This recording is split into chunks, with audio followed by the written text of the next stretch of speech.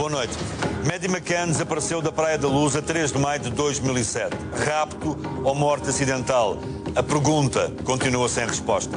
10 anos depois, num trabalho de investigação inédito em Portugal com a marca do Correio da Manhã e da CMTV, Gonçalo Amaral regressa ao local do crime e identifica as falhas de uma investigação que considera ter estado condenada desde o início.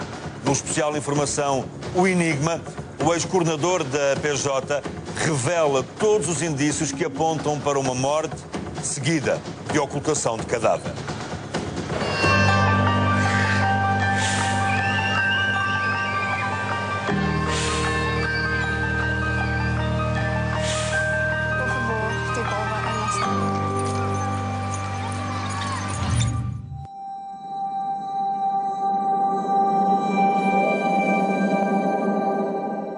Alguém disse, se está morto, mostrem lá o corpo. Portanto, alguém tinha a certeza que não aparecia corpo.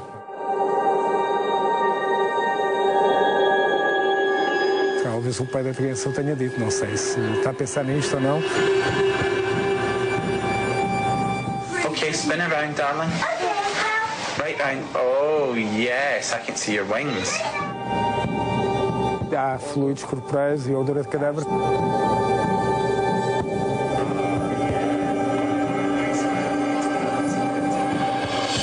A ideia, pelo que perito dizia, que o corpo esteve aqui alguns minutos aqui pousado aqui no chão, antes de sair daqui para o outro lado qualquer.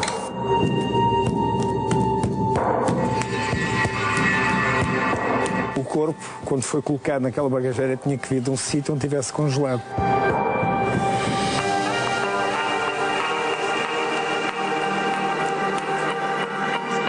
Eu penso, para mim, de uma forma ou de outra, neste momento não há corpo.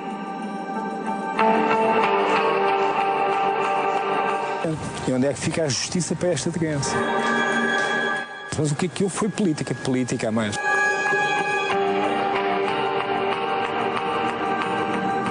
Vai na alma um trabalho ainda por fazer, inacabado, uma investigação que foi interrompida de uma forma abrupta. Então deveria ter sido.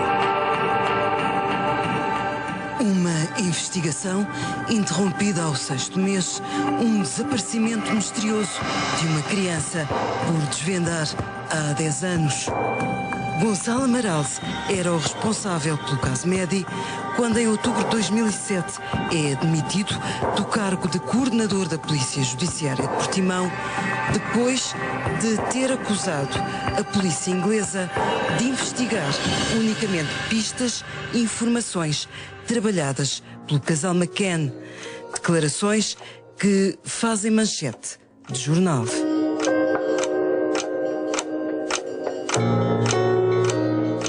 Quem disse a uma jornalista de que a polícia britânica devia se preocupar com aquilo que foi acordado cá em Portugal, que era seguir a linha de investigação do eventual envolvimento dos pais no desaparecimento da miúda, fui eu, portanto tenho perfeita consciência de que viesse a seguir. Depois o que disse o Dr. Olímpio Ribeiro, a decisão que tomou de me retirar daqui de Portimão, ficando cá a investigação, no fundo era-me retirada a investigação, é uma consequência disso. Ele disse que era o óbvio, mas não há coisas que sejam assim tão óbvias quanto isso. Mas isso abriu a porta para o arquivamento do processo e foi o que aconteceu. A ideia era sair do continente mesmo. Não era ser exilado, mas quase.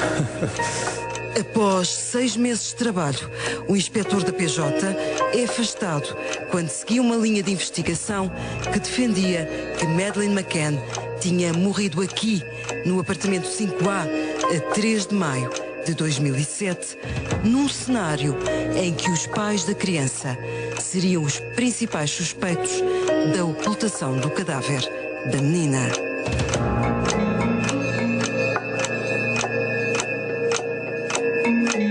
Hoje, a Kate e o Jerry McCann foram constituídos arguidos.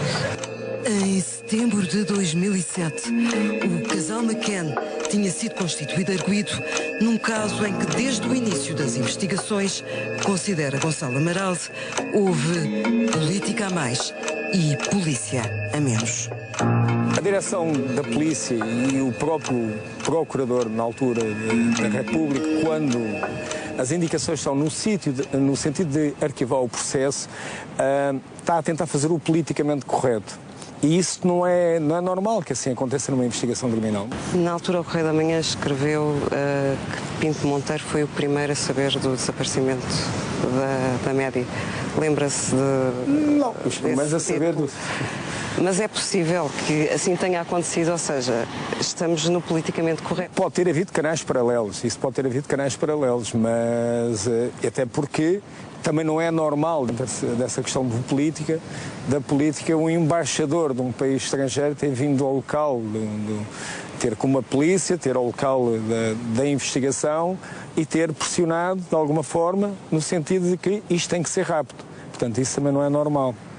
E foi o que aconteceu, porque depois dessa reunião no sábado a seguir, portanto estamos a falar dia 3, 4, 5 de maio, o diretor da polícia vem fora das instalações a ler um comunicado a dizer que estávamos à procura de um raptor quando tinha acabado de ser a reunião com o embaixador, coisa que nem eu nem outras pessoas concordaram. Termos provas de que de facto ela pode ter acontecido o pior, nós continuamos a pensar que ela pode estar viva.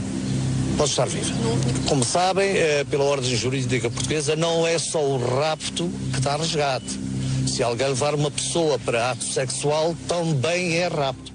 Estes pais, desde o início, tiveram tratamento especial. Estes pais não tiveram tratamento... Eu, se calhar, naquilo que chama a minha ingenuidade, eu fico-me pelo facto de eles serem da classe média alta britânica e de os britânicos não gostarem que os seus doutores, digamos assim, façam porcaria no estrangeiro e que sejam condenados por isso, ou de alguma forma escrutinados por isso. Penso que é por aí que há essa proteção. Have been in touch closely over the last few days with cabinet ministers here in Portugal, with the Prime Minister's office and with the Portuguese police authorities.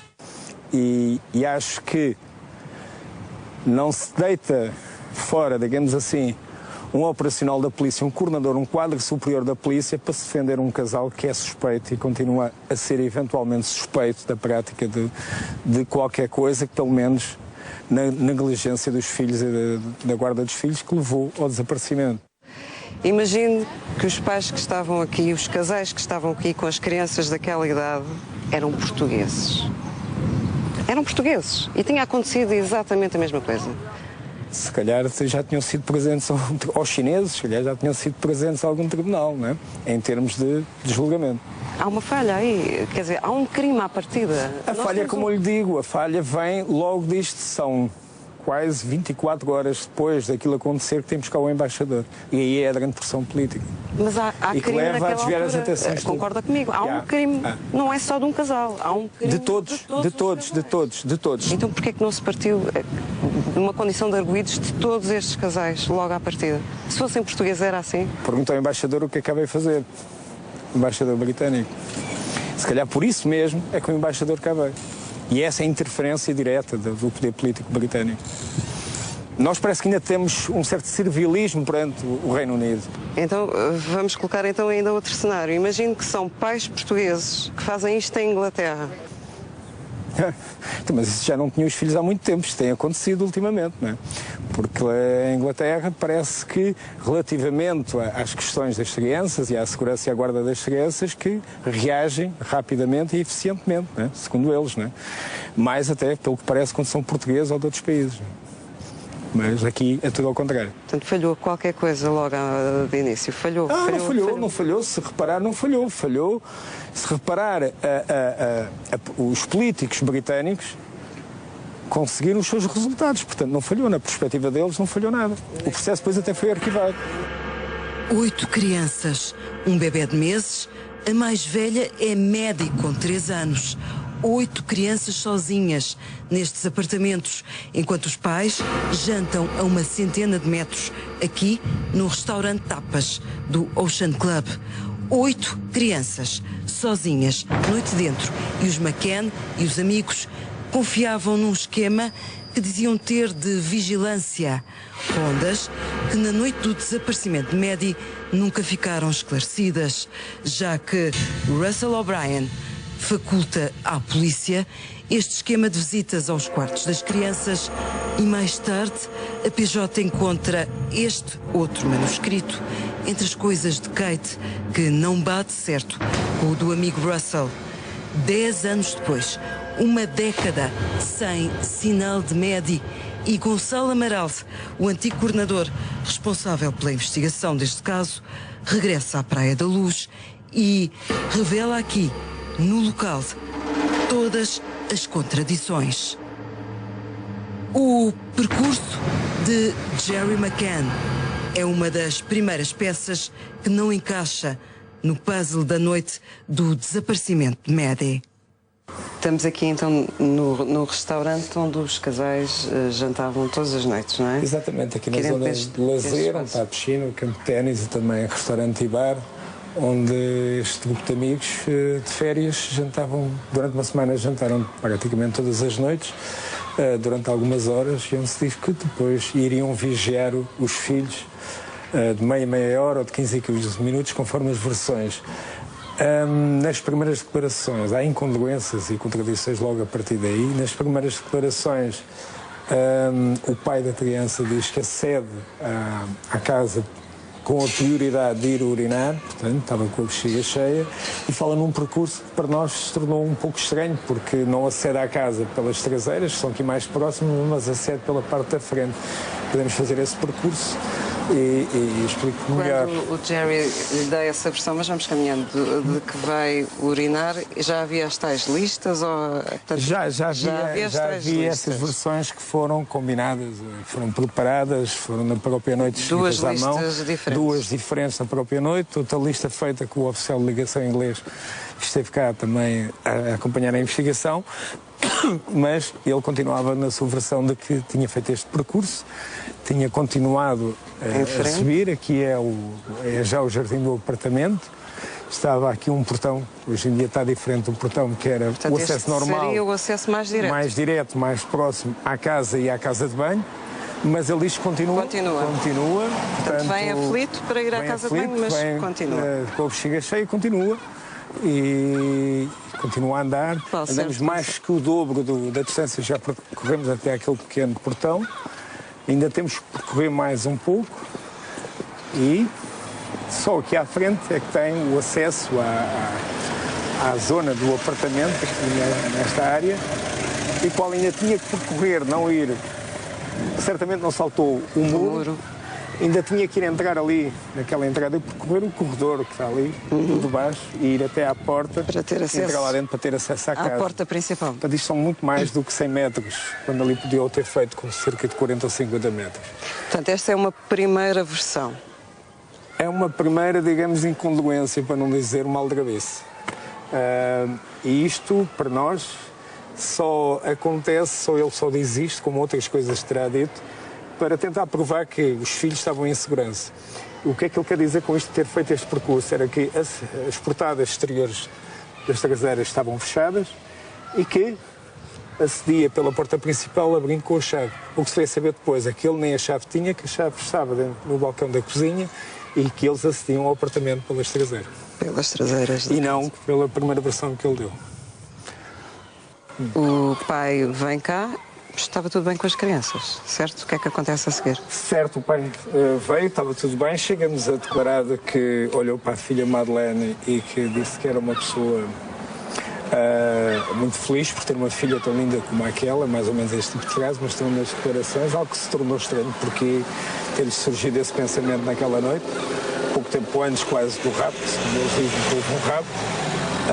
Ele depois está aqui à conversa com o Jeremiah, Jane Tanner passa para ir para o apartamento dela, ele regressa ao restaurante, regressado ao restaurante, e passado um pouco, quem vem, segundo dizem, quem vem fazer a vigilância é um dos amigos, é o Matthew Oldfield, que diz que entra por aqui, que entra no apartamento, que espreita para dentro do quarto, e que vê tudo fechado, vê só os gêmeos, mas nem viu, nem se apercebeu se a Madeleine estaria ou não.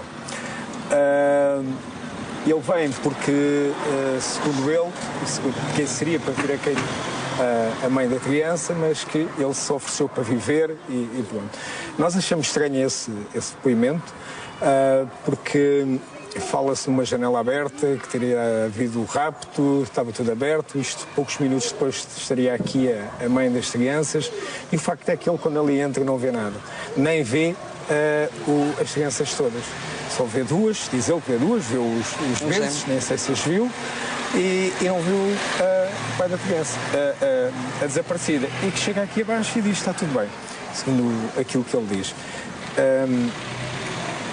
Mas se repararem, nós estamos a falar de pessoas que vêm fazer vigilâncias, têm filhos.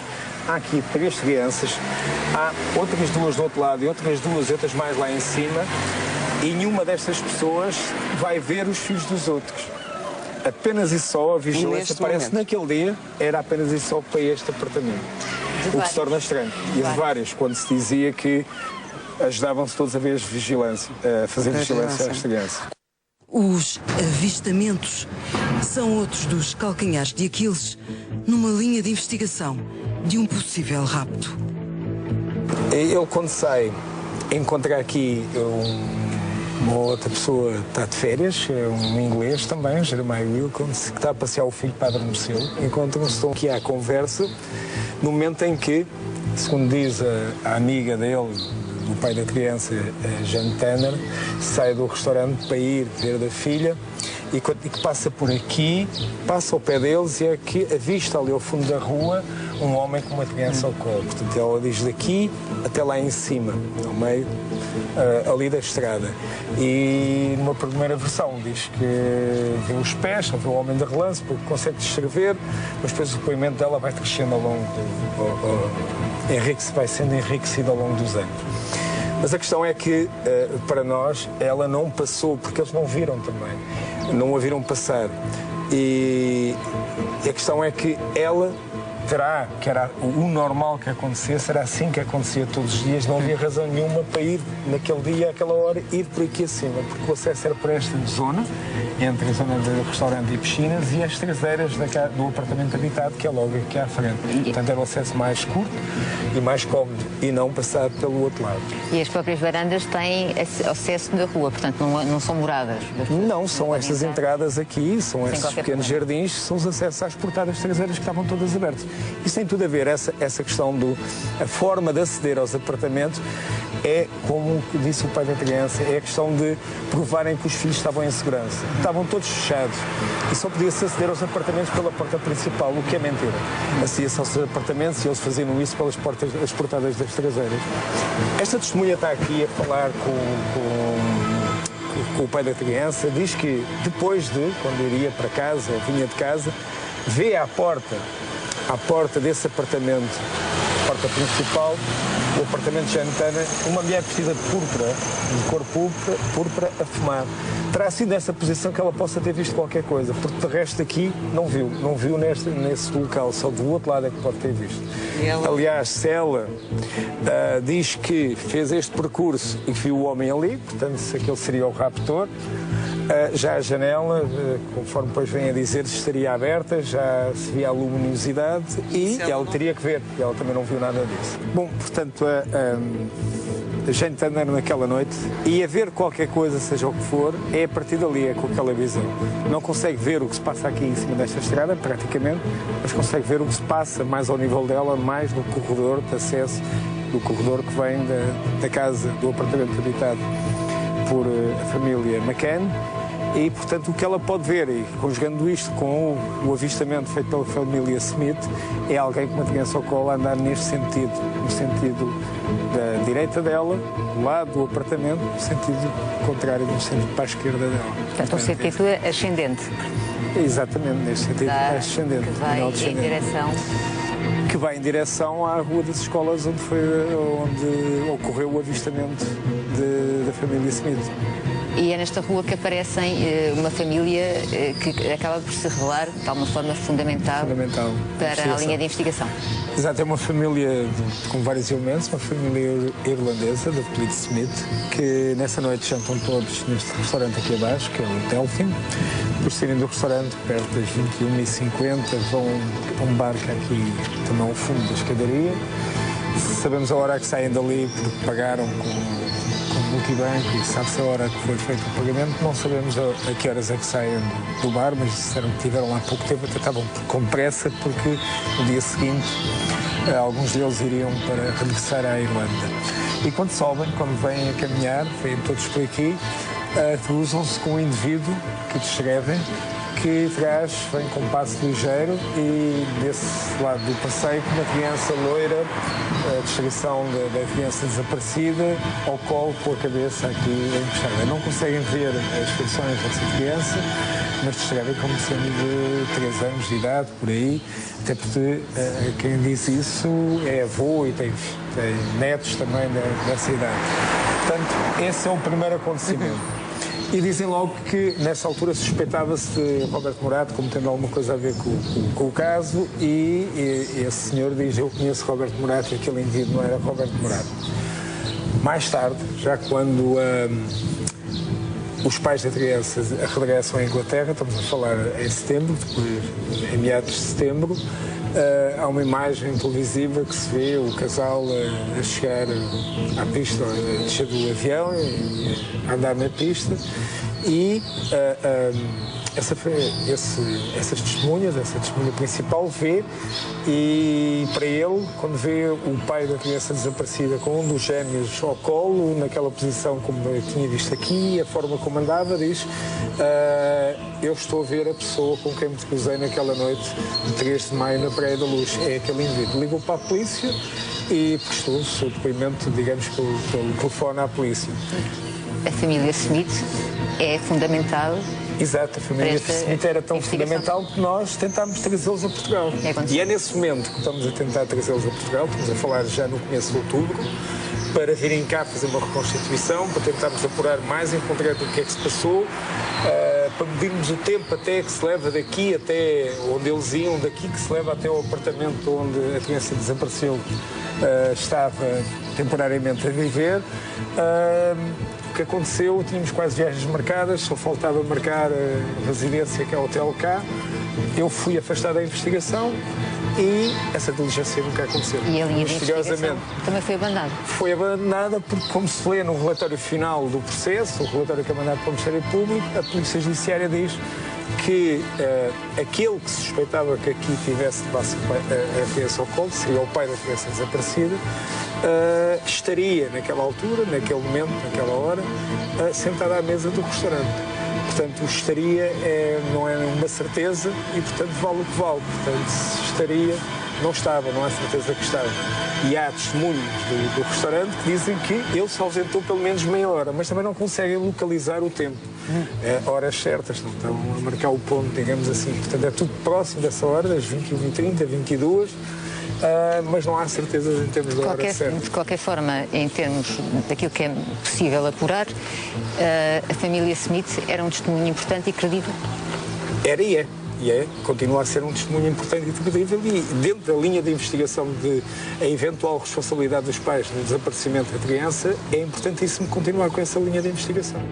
Ainda dentro da tese do eventual raptor, também a janela se transforma num beco sem saída. Esta é a janela do quarto onde estavam as crianças. Estava a Madeleine e os 2 irmãos gêmeos a dormir. Encostado a esta janela estavam 2 berços, onde estavam os 2 irmãos, e mais perto da porta, estava a cama de Madeleine. O que se diz relativamente a esta janela é mais a mãe dela, da criança desaparecida, que o diz, de que quando entrou, ela também faz um pouco mais Tanner. Os depoimentos dela vão crescendo, vão sendo mais pormenorizados ao longo dos anos. Se repararem no que ela diz à polícia e depois o que ela diz, por exemplo, no programa da Ópera, logo em 2009, quando presta lá declarações, há uma grande diferença. Uma grande diferença é que primeiro entra no apartamento, está tudo sossegado, tudo muito calmo, e houve, quando está para sair, não entrou no quarto, repara, está para sair, houve a porta a bater e foi ver. Portanto, se veio preocupada em ver os filhos, não tinha ido ver, já estava a sair. E quando vai ver, diz que se depara com a janela aberta, os cortinados afastados, e olha para o lado e vê que lhe falta a filha. I went at 10 and I went into the apartment and there was no crying. I stopped and there was no crying. And then I just noticed that the door was quite open. Which door? The bedroom door, sorry. And we usually have the door, as Jerry said, sort of not closed but ajar, just so a little bit of light gets in so it's not too dark in the room. So I thought, well, Matt must have gone in and left the door open. Same thing he thought. Yeah. So I thought, well, I'll just close it over again. And as I went to close it over, it slammed shut. And I thought, and it was like sort of, you know, a draft had caused it to shut. So I turned behind me and I thought the patio doors open and they were closed. And I thought, well, that's strange. So then I opened the door thinking I'll open it ajar a bit again. And that was when I kind of looked into the room. And when I just looked, and it was quite dark, and I was just looking at Madeline's bed, and I was thinking, is that her? But I was looking for, why is that Madeline there? And then in the end, I walked over, and thought, oh, she's not in bed. And then I thought, oh, maybe she's wandered through to our bed. And that's why the door was open. So I went through to our bedroom, and obviously then I'm kind of starting to panic a bit, and I ran back into their room, and literally as I went back into their room, the curtains that were drawn over just whoosh, flew open, and that's when I saw that the shutter was right up and the window was pushed right open. And that was when I just knew that someone had taken her. Diz que depois a reação dela é procurar debaixo das camas se está a filha, por todo o lado. As camas são sumias, eram sumias, não se consegue procurar debaixo da cama. E depois o que faz, depois de procurar, não telefona para ninguém, não vai à varanda do outro lado por onde acedeu gritar para o marido ou para os amigos que estão a poucos metros, alguns metros, mas a poucos metros a jantar, sai disparada em direção a esses amigos, deixando para trás os dois filhos. O que é estranho, os filhos que estavam a dormir e continuaram a dormir. A partir daí, entra muita gente no apartamento. Às 10h30 da noite, a vizinha de cima ouve a mãe das crianças a dizer que abandonámo-la. Vem à janela do outro lado e fala com o pai das crianças, e o pai das crianças diz, e ela fica admirada por isso, foi uma criança que desapareceu, não diz foi a minha filha que desapareceu, foi uma criança que desapareceu. Isso às declarações dessa senhora, que ficou chocada com o que lhe disseram. Também se ofereceu para dar o telefone para ligarem às autoridades, disseram que já tinham ligado.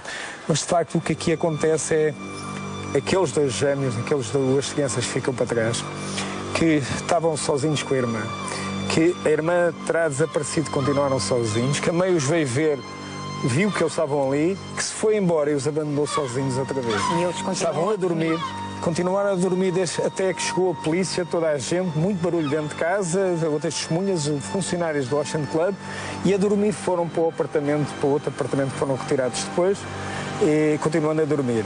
Onde mais tarde se veio a saber que a mãe passou a noite toda com a mão a ver no nariz e na boca, a ver se eles respiravam, coisa que também e isso indicará o quê, na sua opinião? Indicará que ela sabia que eles poderiam estar sedados, digamos assim, alguma coisa. E estava com medo que alguma coisa pudesse acontecer a eles, como porventura poderá ter acontecido à criança desaparecida.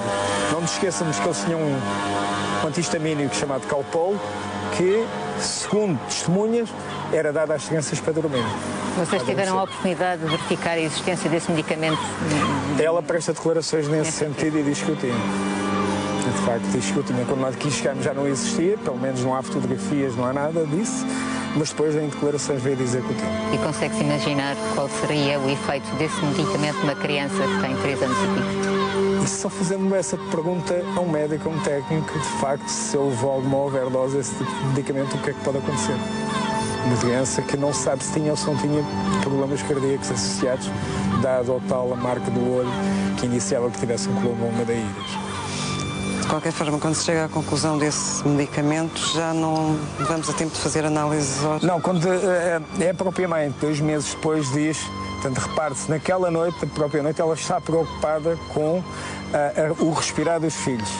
E só levanta a questão 2 meses depois, é que diz, se calhar era melhor retirarem cabelo aos meus filhos para ver se, em termos de análise, se eles foram, porventura, como a irmã, se foram sedados.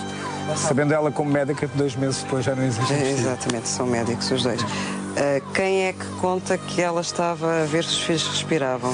É a Fiona Payne, a mulher de David Payne, que na tal carta rogatória que foi cumprida em Inglaterra presta isso em declarações, esse tipo de declaração. Foram feitas um exame de recolha de impressões digitais dentro do apartamento, nomeadamente nas superfícies lisas, nomeadamente nos vidros.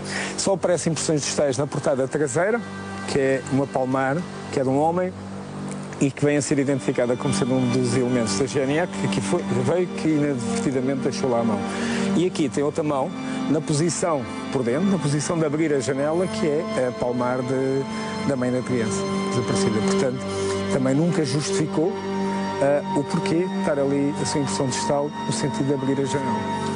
Este store que estamos a ver nesta imagem, é possível levantá-lo sem o estragar por fora? Este store já não deve ser o original, porque na altura há um testemunho da mãe de Fiona Payne, a senhora de mais idade, que diz que tentou abrir o store e que não conseguiu, portanto aquilo não abria. E depois houve jornalistas que tentaram abrir e que danificaram o store, portanto não era assim tão fácil de abrir. E não foram encontrados no apartamento nenhum vestígios de arrombamento da casa, de uma entrada forçada. Das duas uma, o dizer que a janela está aberta, não está aberta, ter simulado ou não o abrir, também pode ser dentro daquela linha de que os meus filhos estavam em segurança e só desapareceram porque houve intervenção de terceiros, porque estavam mesmo em segurança. Porque,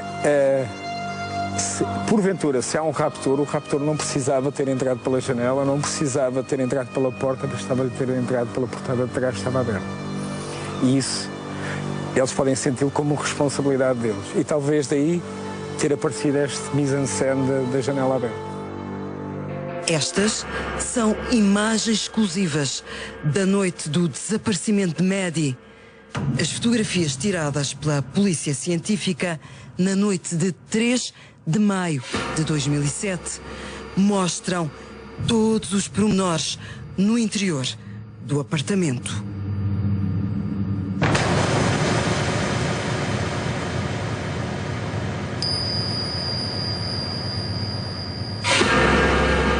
E dentro o que se vê é a cama da criança desaparecida como se não tivesse sido utilizada, toda normal, e o próprio cobertor que ela utilizava, onde se agarrava para dormir, também muito dobradinho ao canto da cama, na cabeceira, portanto como se nunca ali tivesse dormido naquela noite. Não há marcas de luvas, não há marcas de arrombamentos, não há marcas de luvas, não há marcas de pesadas do outro lado de alguém que tivesse tentado saltar pela janela, porque a janela, o parapeito são cerca de 90 centímetros, ninguém consegue passar com uma passada para o outro lado. E dentro deste apartamento, na tarde de 3 de maio de 2007, terá estado David Payne, que por volta das 6:30 da tarde diz ter ido ver se Kate precisava de ajuda para tratar das crianças. O amigo dos McCann afirma ter visto Maddie McCann às 6:30 da tarde, aqui, com a mãe e os dois gêmeos. David Payne, um dos amigos que passava férias com o casal McCann, é a grande figura enigmática desta investigação. David Payne vem aqui e há algo que se diz que é para ajudar a mãe da criança a dar banho aos filhos, mas se terá chegado aqui já tinham dado banho. Há quem diga que ele demorou 30 minutos. Quem diz? Que é o pai da criança, e ele diz que só demorou 30 segundos. Quando foi ouvido em declarações foi difícil ouvi-lo em Inglaterra e não foi na presença da polícia portuguesa. Ele o que diz é que quando viu essas crianças que eles eram anjos imaculados. Tinha visto ali uns anjos imaculados, que é algo que também pode ser muito bem em termos literários, mas na prática, quando se está a falar do que aconteceu aqui, falar em anjos imaculados assim um pouco estranho falar dessa maneira. David Payne é a figura mais enigmática que existe aqui nesta história. É a figura que 2 anos antes levanta suspeitas a um outro casal por aquilo que ele dizia relativamente à criança desaparecida. E o que é que ele dizia concretamente? O que ele dizia perguntava, segundo as declarações feitas em Inglaterra, como denúncia policial em Inglaterra, depois disto acontecer, depois desta pessoa ter visto, ter verificado que David Payne estava aqui presente, dirigiu-se à polícia e disse que 2 anos antes... livre vontade, foi à polícia e disse 2 anos antes, em Maiorca, esse senhor sentados à mesa lá do jardim, com a miúda a brincar, portanto teria 1 ano e pouco, a Madeleine, quase 2, terá perguntado ao pai da criança se ela fazia isto e mexendo no mamilo e que aquilo a assustou e que disse ao marido que este indivíduo nunca mais dá banho às minhas filhas, também eram filhos pequenos, portanto ele tinha essa, não sei se paranoia, mas esse interesse em dar banhos aos filhos dos outros, uma coisa assim muito muito estranha. E nesse momento como é que reage o pai da Madeleine a essa conversa? Isso está nas declarações dela, portanto não tem uma grande reação, não fica chocado nem nada com isso. Está nas declarações. Essa denúncia que é feita em Inglaterra nunca mais se sabe o que é que aconteceu. Vocês sabem dessa denúncia quando, Gonçalo? Nós sabemos dessa denúncia porque quase no momento em que eu estou para sair, ou poucos dias depois de sair da investigação, há um mail que vem de Inglaterra, de colegas nossos, sobre um outro tipo de assunto e no meio alguém colocou essas declarações e essa denúncia. Entendo, alguém disse, isto está aqui, vejam lá o que é. Ou seja, era suposto a polícia portuguesa nunca saber. Não saber. No entanto, o David Payne e o pai da Maddie eram velhos conhecidos. Dizem que sim, eram conhecidos. Isso também é o que se diz, não é? Também não conseguimos averiguar nada, não. O que sabem, de facto, do David Payne? O que é que a polícia portuguesa ficou a saber? Pouco sabe. O que nós sabemos é isto que já lhe disse. E é também, para já que foi quem organizou a viagem aqui e as outras férias também. Tinha esse, não sei se fetiche ou quase parecido, de dar banho aos filhos, às crianças dos outros casais que acompanhavam de férias. E que logo no dia 4 de manhã há uma assistente social britânica que estava aqui a residir aqui perto, que se deslocou aqui para dar apoio como técnica, que mostrou as suas credenciais para dar apoio. E para lhes dizer ao casal que não falassem muito com a comunicação social, para se protegerem, e que viu esse indivíduo. E que logo após ter avistado com o indivíduo, ela foi corrida de casa, literalmente. E as declarações que ela presta depois à polícia é que conhecia David Payne, aquela pessoa que apareceu, ficou a saber que era David Payne, de processos ocorridos em Inglaterra. Não sabe-se como testemunha